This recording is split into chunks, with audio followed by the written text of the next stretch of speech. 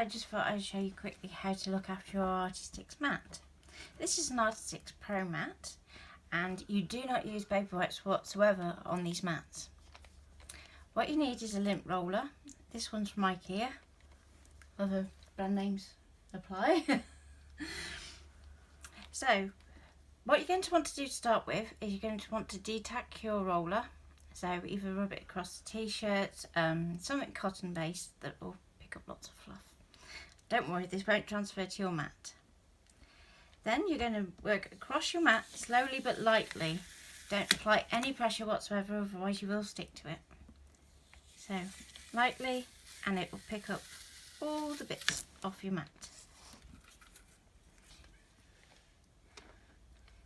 And again, if you find it's missing a few bits, just go over it with a different area of the roller.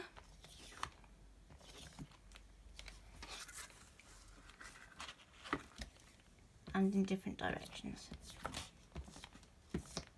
And there you go. And that is how you clean your Artistix mat. And you get one bit that goes straight.